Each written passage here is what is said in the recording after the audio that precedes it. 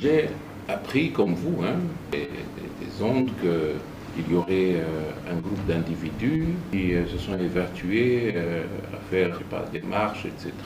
Soit disant que j'avais un arrêté qui était, c'est depuis 2011 que nous avions eu cet arrêté, qui est un arrêté collectif. Et nous sommes 11 personnes à en être bénéficiaires dans la ville de Goma.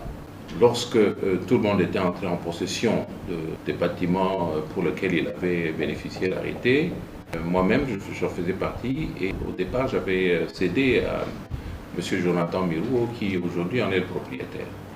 Les occupants illégaux qui étaient sur les lieux avaient en son temps été en justice pour se plaindre qu'ils ne pouvaient pas quitter les lieux. Alors à cette époque-là, il y a eu des procès qui ont commencé et qui ont abouti par des jugements au premier degré, un arrêt de la cour au second degré.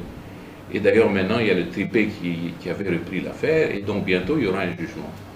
Je ne vois pas pourquoi des citoyens lambda peuvent être instrumentalisés de la sorte pour faire du bruit, pour faire du tapage dans une ville, alors c'est des faux fuyants. Donc lorsque on a un dossier qui est devant la justice, je crois que c'est à la justice de dire ce qu'il y a. Ce n'est pas aux individus d'aller devant la presse. La presse ne rend pas justice. C'est un dérapage inutile. Mais je connais tous les commanditaires qui sont derrière ces dossiers, ces gens-là de Goma qui sont toujours en train de rechercher, etc., qui ont instrumentalisé Patrick Mundé, que je connais ce gars. Est-il qu'il a instrumentalisé, payé pour faire ce genre de choses, de reportage, etc. Pour moi, c'est un non-événement. C'est un non-événement parce que tout est pendant devant la justice. Déjà premier, second degré, nous avons les arrêts. Monsieur Jonathan, qui est bénéficiaire de cette portion-là, a même déjà des titres de propriété sur les lieux. Et donc, je ne vois pas où ils veulent en venir parce que, bon, dire qu'ils demandent une arrestation, ils demandent ceci, mais ça, c'est mal connaître la justice, comment elle fonctionne.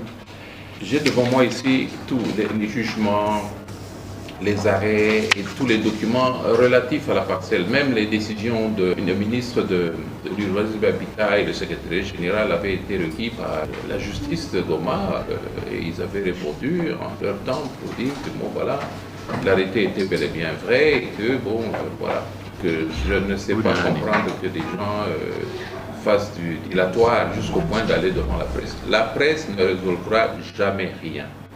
Et ceux qui disent qu'on a spolié leur parcelle, moi je pense que tout ce qu'ils vont faire comme bruit est nul effet parce que bon, moi je crois à l'état de droit et j'attends les décisions de justice et c'est tout.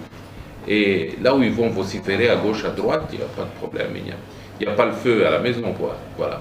Pour moi c'est un non-événement, c'est des badauds qui gesticulent, etc. Pour moi c'est vraiment, c'est rien quoi. Je vous remercie.